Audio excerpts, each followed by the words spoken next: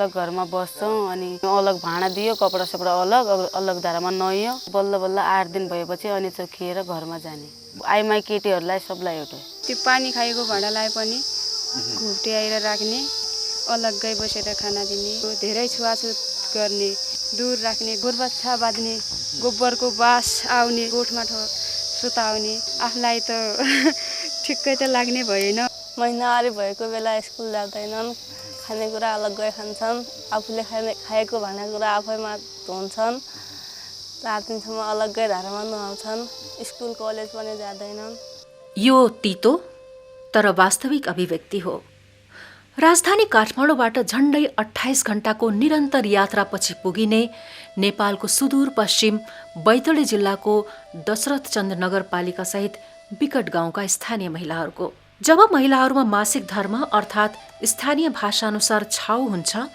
त्यसपछिका 5-6 दिन तोकिएका विधि र नियमभित्र रहेर निकै कष्टपूर्ण रूपमा बिताउनु पर्दछ छाउ हुने बित्तिकै परिवारका सदस्यहरूबाट अलग स्थानमा बस्ने कसैलाई पनि नछुने छाउपडी भएको बेलामा नुहाउनकै लागि निर्माण गरिएको छुट्टै धारामा नुहाउने र झुक्किएर कसैलाई छोइयो भने सुनपानी छर्ने गर्दछन् त्यसै गरी छाउ भएकी महिला वा किशोरीले आमाले अलग्गै दिएको खानेकुरा खाने र सो समय घाँस दाउरा वा खेतबारीको काममा बिताउने गर्दछन् त्यसो त स्कुल कलेज र सार्वजनिक स्थानहरूका अलावा मठ मन्दिरहरूमा समेत जान निषेध गरिन्छ यो प्रचलन पहिलो रजस्वला भएदेखि प्रत्येक महिना र वर्ष हुँदै जबसम्म रजस्वला सुक्दैन तबसम्म निरन्तर दोहोरिँदै पुरानो पुस्ताबाट जस्ताको तस्तै नयाँ पुस्तामा सर्दै आएको छ यस प्रकारको छुवाछुत प्रथाले व्यक्तिको मानसिकतालाई परम्पराको साङ्लोमा बाँधेर आधुनिक विज्ञान र प्रगतिभन्दा पर राख्दै विकास र परिवर्तनमा समेत बाधक बनिरहेको देखिन्छ त्यसो त प्रसुतिका समयमा नवजात शिशुसहित सुत्केरी तथा छाउपडी महिला अलग्गै स्थानमा बस्नुपर्ने प्रचलन नै समस्या बनिरहेको छ हालका दिनमा गर्भिणी महिलालाई प्रसुति व्यथा लागेपछि प्रसुतिका लागि जिल्ला अस्पताल लाने प्रचलनमा वृद्धि हुँदैछ तथापि घर फर्किएपछि सुत्केरीलाई अलग स्थानमा राख्ने कसैलाई नछोई 11 रात बिताउने चलन कायमै छ 4 छोरी छ गोठा बस्न नवान भए पत्र भित्र जाने खानामा हेलुवा भात रोटा यसबाट नवजात शिशु र सुत्केरी आमाको स्वास्थ्यमा धेरै प्रकारका तत्कालीन एवं दीर्घकालीन संक्रमण तथा नकारात्मक असरहरू पर्न सक्ने खतरा देखिन्छ सुत्केरी भएको छैटौं दिन भावीले नवजात शिशुको भाग्य लेख्ने विश्वासका साथ उक्त दिन बेलुका भावीलाई राम्रो भाग्य लेखिदिन आग्रह गर्दै विधिपूर्वक छैटी पूजा गरिन्छ यो समयमा गाउँका अगुवा महिलाहरूले भक्ति सगुन गाउने गर्दछन् प्रसुतिको 11औं दिन पुरोहितलाई आमन्त्रण गरी विधिपूर्वक न्वारण गरिन्छ आफ्ना दाजुभाइ इष्टमित्रहरूको उपस्थितिमा नवजात शिशुलाई पहिलो पटक बाहिरी संसार देखाउने शुभ साइतमा नामाकरण गरिन्छ यसपछि परिवारका सबै सदस्यहरूसँगको छुवाछुत अन्त्य भए तापनि सुत्केरी महिलाले 22 दिनसम्म घरमा देवी देवताको पूजाका साथै बुढापाकाले प्रयोग गर्ने पानी छुन हुँदैन धर्म संस्कृति र परम्परागत मान्यताहरूमा निकै कट्टर सुदूरपश्चिमका प्राय सबै जनसमुदायहरूमा छुवाछुत प्रथाले अझै गहिरो जडा गाडेको छ तल्लो जातका मानिसहरूमा रहेको पुरातन सोच र मान्यताहरूसँगै सबै सन्तान ईश्वरका वरदान भन्दै नियोजनका साधन प्रयोग नगर्नाले ढल्किदो उमेर र प्रतिकूल स्वास्थ्य भएका महिलाहरू समेत प्राकृतिक रूपमा सम्भव भएसम्म बच्चा जन्माइरहन्छन् परमानेको साधन गर्न लागि देवताले नाराज हुनाले तब गरेन अब पेटमा बच्चा छ मुठको मुलाएर रोग छ 2.5 लाख रुपैयाँ ल्यायो भने त्यति पैसा भयो न मसँग धेरै समस्या छ आफ्नो स्वास्थ्य र आर्थिक अवस्थाको ख्यालै नगरी थेग्नै नसक्ने सन्तानको जाय जन्मले पारिवारिक आर्थिक सामाजिक एवं शैक्षिक सन्तुलन बिग्रदै विपन्नता र गरिबी कायमै छ त्यसै गरी सानै उमेरमा विवाह अनियन्त्रित सन्तान र मातृ शिशु स्वास्थ्यमा चेतना र पहुँच दुवै नहुँदा बाल मृत्यु दर समेत निकै उच्च रहेको छ रात सुति नसके भ्यू फर्कि नसके भ्यू यताउता के भ्यू भन्नुपर्छ पाछा ओहा दिनबाट भड्कुना बन्द पेट खतम भएको थियो केही थाहा नपाए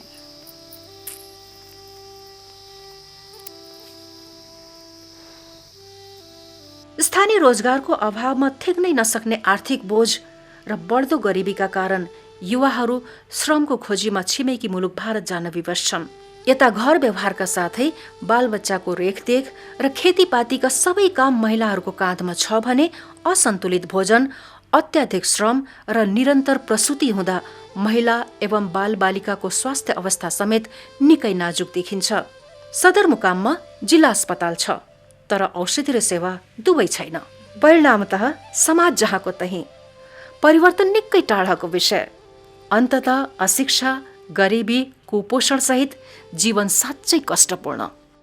सुदूरपश्चिमको हरेक विकट ठाउँमा डेलिभरीको लागि गोठमा एक्लै भएरै आफ्नो डेलिभरी गर्नुपर्छ र बच्चा भएपछि बच्चालाई कसरी सफा राख्ने त्यो केही पनि थाहा हुँदैन। गोठमा भएपछि त कन्टामिनेसनको पनि चान्सेस हुन्छ नि धेरै नै। छोरी छ भने चामल र नुन दिने, छोरा छ भने चामल र दुध दिने, महिलाको आफ्नो दुध आउँदैन त बच्चालाई डिहाइड्रेसनको प्रब्लम हुनसक्छ, टिटेनसको चान्सेस छ, डिप्थेरियाको चान्सेस छ, किनभने खोप पनि उनीहरू लगाउँदैन। कहिले कहिले जोन्डिस हुन्छ, त्यस्तोमा उसलाई घाम देखाउनु पर्छ होइन। अब घाममा 11 दिनसम्म त लाउनै सक्दैनौ किनभने प्रथाले गर्दा। प्रकृतिले प्रदान गरेको सुन्दरता, पुर्खाहरूले छाडेका धार्मिक विरासत र हामीले अँगाल्दै आएको संस्कृतिलाई समेत स्थानीय विकासका निम्ति प्रवर्धन गर्न नसक्नु आफैमा अर्को दुःखद पक्ष हो। अन्ततः अन्यत्र जस्तै प्रत्येक बिहान सूर्यले रहर लाग्दो किरण छरे पनि अझै बाँकी देखिन्छ सेलौटी, औला र भुलौडामा चेतनाको ज्योति उदाउन। जीवनहरू साँच्चै अन्धकारमा छन्, झण्डै 16औं शताब्दी जस्तै। अनि नयाँ अनुहार देख्ने बित्तिकै न्यानो माया साट्दै विदाई गर्छन् अबोध मनहरूले।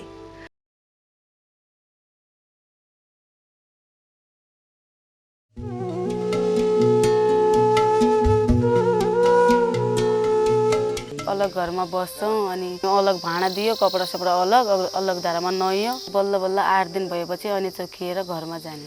आइमाई केटीहरूलाई सबलाई एउटै। त्यो पानी खाएको भाँडालाई पनि घुप्ट्याएर राख्ने, अलग्गै बसेर खाना दिने, धेरै छुवाछुत गर्ने, दूर राख्ने, गोरबच्छा बाँध्ने, गोबरको बास आउने, गोठमा सुताउने। आफूलाई त ठिक्कै त लाग्ने भएन। महिनावारी भएको बेला स्कुल जाँदैनन्, खानेकुरा अलग्गै खान्छन्, आफूले खाएको भाँडाकुरा आफैमा धुन्छन्, 4 दिनसम्म अलग्गै धारामा नुहाउँछन्, स्कुल कलेज पनि जाँदैनन्। It is bitter but true that situation of women is miserable. Those living in the far western region of Nepal, approximately 28 hours drive from the capital Kathmandu. In this area, for menstrual period in local dialect called Chhau, women are forced to undergo strict torment for tenure of 5 to 6 days. During every cycle of menstruation, women are not allowed to touch family members, and during childbirth, they are generally kept in isolation in a small hut called Chhaupadi, built away from home, or in a same house at Goth where animals are kept. If anyone ever touches these women by accident, one has to be purified by cold water or with cow's urine, a special ritual, and the women are allotted a separate tap to bath.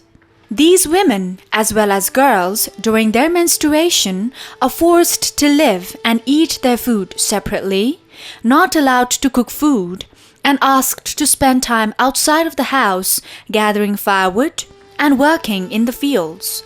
Generally, they are considered impure and are forbidden to attend schools, colleges, public places, and temples. This tradition has been going on from one generation to other and is strictly adhered and observed by the society till a woman reaches the stage of menopause. These practices are great hindrance for the development and change in the society. More and more pregnant women prefer to deliver at district hospitals. However, the customs of separating postpartum mothers with their newborn babies and keeping them for 11 days at home after coming back from the hospital is still practiced. 4 छोरी छ गोठा बस्न नवान भए पत्र भित्र जाने खानामा हेलुवा भात रोटा Keeping them in isolation under unhygienic conditions at Goth for 11 days has long-term impact in the health of both mother and newborn. It is believed that on the 6th day of the birth, the fate is written and through religious worship it is made better. On that occasion, the women from the respective village sing religious songs away from mother and newborn. On the 11th day of the birth of newborn, name-keeping ceremony is performed by family priest. In the occasion, relatives and friends of the family are invited, and the newborn is exposed for the first time to sunlight, external environment, and the newborn is given a name by the priest. After the ceremony, restriction on the mother of newborn in touching other persons is lifted. However, she isn't allowed to perform religious activities for 45 days. The people of the far western region have deep faith in their religion, culture, and tradition. Because of it, the system of untouchability is deeply rooted. In remote places of far western region of Nepal, traditional thinking and ignorance for using family planning devices has made the schedule caste's people still to think that children as gifts of God does encourage women in the communities to reproduce as much as possible. परिवारको साधन गर्न लागि देवताले नाराज हुनाले तब गरे आना अब पेटमा बच्चा छ मुठको मुलाए रोग छ 2.5 लाख रुपैयाँ ल्यायो भने त्यति पैसा भयो न मसँग धेरै समस्या छ. Having several children without caring health and means for livelihood has forced the people to live under poverty. This has deteriorated the social and educational situation of this region. The recognition of child marriage, lack of family planning, lack of knowledge in respectful safe motherhood practices, and infant and child care has increased the infant and child mortality rate. रात सुति नासक्के भयो फर्की नासक्के भयो इताउता के भयो भन्नुपर्छ पाछा ओहा दिनबाट भड्कुना बन्द पेट खतम हो गयो केही थाहा नपाए.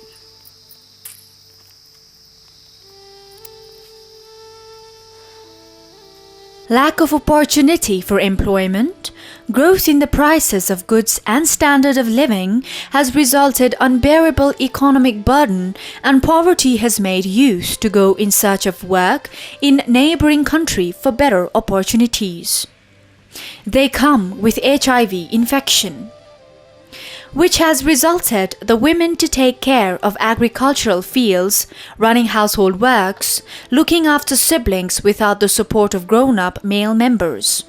Excessive labor, lack of proper food, and frequent pregnancies has been making the health of the women and their children precarious.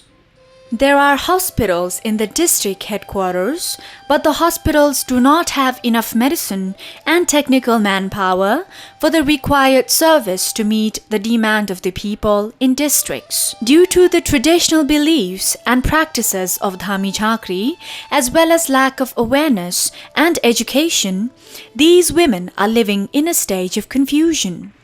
As a result, the society is right where it used to be. Change is not likely to take place soon. Life of the people in far western region is on a quagmire, struggling with illiteracy, poverty and malnutrition. Sudurpashchim कोही हरेक विकट ठाउँमा डेलिभरीको लागि गोठमा एक्लै भएरै आफ्नो डेलिभरी गर्न पर्छ र बच्चा भएपछि बच्चालाई कसरी सफा राख्ने त्यो केही पनि थाहा हुँदैन. गोठमा भएपछि त कन्टामिनेसनको पनि चान्सेस हुन्छ नि धेरै नै. बच्चा हुँदाखेरि उसलाई माथिबाट आफै नै प्रेसर दियो, उसले गर्दाखेरि बच्चादानी कहिले कहिले बाहिरै आउँछ. व्यथा लागेको महिला जसको बच्चा घरमै हुन सक्दैन उनीहरू भारत जान खोज्छन् र भारत जान्छ पनि. यो एउटा राम्रै पक्ष मान्नुपर्छ. फरक जातको मान्छेको बिहेभियर फरक छ. जस्तो अलि मल्ल जातको र आर्थिक स्थिति आर्थिक रूपले अलि सम्पन्न भएको उनीहरू आफ्नो घरको कोठामै भित्रै राख्छन्. निम्न आर्थिक स्तरवाला र जातिले पनि तल जातिको मान्छेहरूले के गरेको छ भने गोठमा बसाइदिन्छ. खाना पनि पर्याप्त हुँदैन. छोरी छ भने चामल र नुन दिने, छोरा छ भने चामल र दुध दिने. महिलाको आफ्नो दुध आउँदैन त बच्चालाई डिहाइड्रेसनको प्रब्लम हुनसक्छ, टिटेनसको चान्सेस छ, डिप्थेरियाको चान्सेस छ, किनभने खोप पनि उनीहरू लगाउँदैन। आमालाई सेप्सिसको चान्सेस धेरै छ, किनभने ऊ त्यो फ्लोरमा बसेको छ, कहिले कहिले जोन्डिस हुन्छ, त्यस्तोमा उसलाई घाम देखाउनु पर्छ होइन। अब घाममा 11 दिनसम्म त लाउनै सक्दैन ऊ, किनभने प्रथाले गर्दा धेरै नै हेल्थ इम्प्लिकेसन्सहरू छन्। अर्को कुरा के छ भने विदेशमा गएर फर्केर आउँछन्, HIV पोजिटिभ लिएर आउँछ, हस्बेन्डले वाइफलाई सारेको छ, वाइफबाट पेटमा बोकेको बच्चालाई भएको छ र त्यो बच्चाहरू ठुलो भएपछि अब उनीहरूलाई पनि HIV भएको छ। अब के गर्नु पर्यो भने HIV फ्री जेनेरेसनको लागि हामीले एउटा अभियान चलाउनु पर्छ। We have to very aggressively plan, prepare, motivate people to come for this, proposal to HIV-free generation. How we can have HIV-free generation not only in the far western region of Nepal, but also in entire nation. We are unable to utilize the natural beauty, the religious foundation provided by our ancestors and our culture for the betterment of our communities. Although the sun spreads and radiates its light over the far western region every morning, the rays of awareness are yet to come and penetrate the walls of Selaiti, Aula and Bulauda and other areas of far western region of Nepal. People in remote places of this area are still living in the darkness as if they were in the 16th century, and these innocent lives share love and bid farewell among each other in search of helping hands. जमको डालीमा मेरो बुझी काजल क्या दन्त डालीमा खयाई छन् कि बोका जमको डालीमा मलाई जान परे वाइका डालीमा फिरू फिराइ पुका